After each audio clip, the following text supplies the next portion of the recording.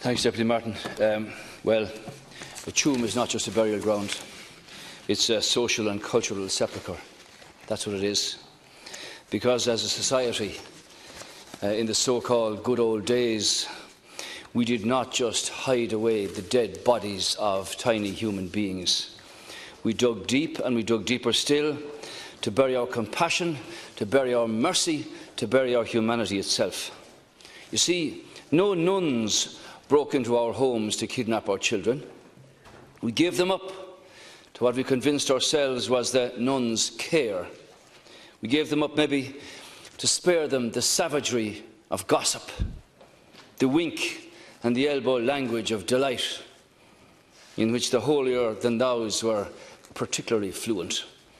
And we gave them up because of our perverse, in fact, morbid relationship with what you call respectability.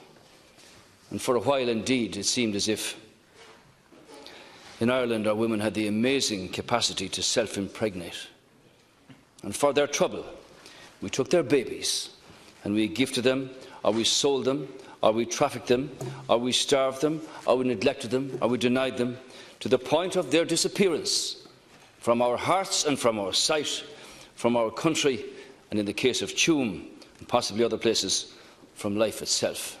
Yes, we're all shocked now. We're all shocked now. And if the fruit of her religious and social transgression could be discarded, what treatment was meted out to the transgressor herself? So we better deal with this now, because if we don't, another Taoiseach, some other Taoiseach, will be standing here in 20 years saying, if only we knew then, if only we had done then.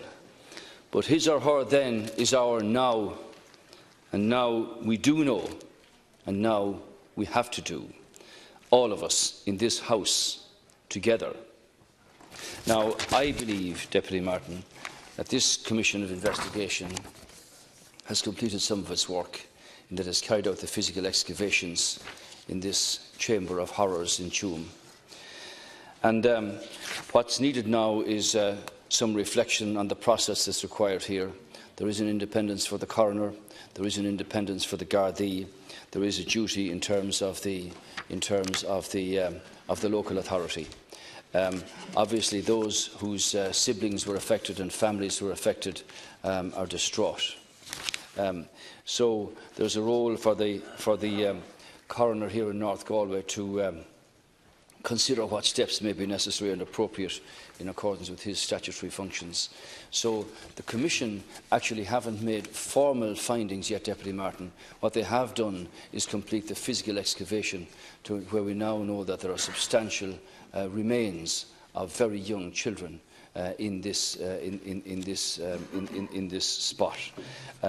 I think we need to have some little time to reflect on the issues that you've raised here.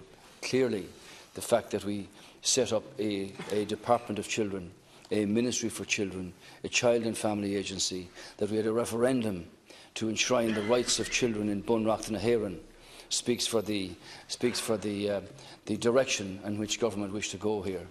I would like to think that I could answer yes to all your questions now, but I respect the independence of both the Gardaí and the coroner in respect of the progress that must be made in the next steps. Yes, we are all shocked. So yes, let's do something about it then.